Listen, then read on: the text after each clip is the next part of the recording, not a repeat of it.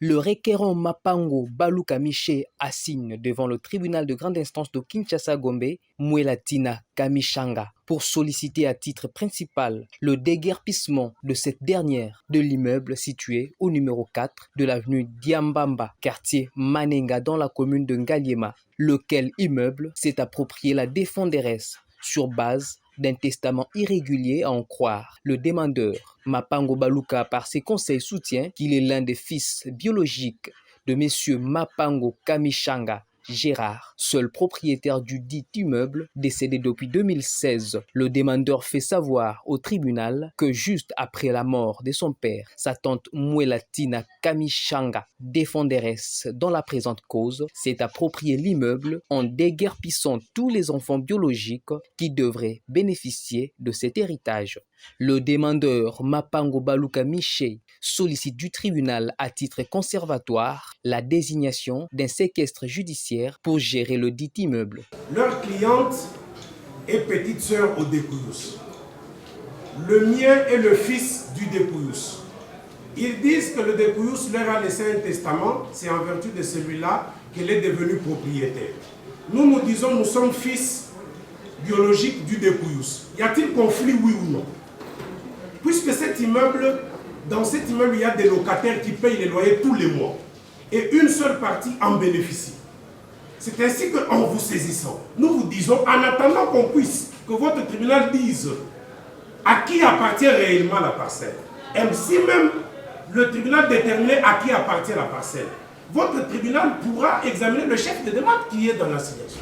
À ce moment-là, avant qu'on en arrive là, nous vous demandons pour qu'aucune partie ne soit privilégiée. Les mesures conservatoires ne préjudicient personne. Et alors, avant que vous ne tranchez le conflit, la loi ne vous donne-t-elle pas la possibilité de pouvoir désigner une personne tierce qui puisse gérer les flux générés par cet immeuble? J'ai dit oui. Et c'est la raison de ma demande. Une demande rejetée par la défenderesse.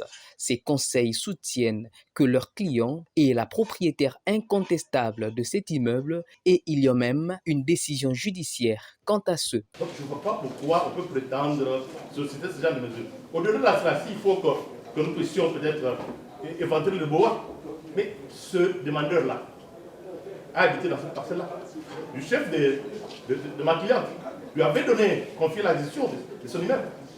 Mais il est parti de là comment? C'est sur la pointe des pieds. C'est parce qu'il était en train de tout vendre là-bas. Expulsé de là, et aujourd'hui il vient ici pour pouvoir embêter les tribunaux. C'est cela la réalité que je ne voulais pas révéler devant vous.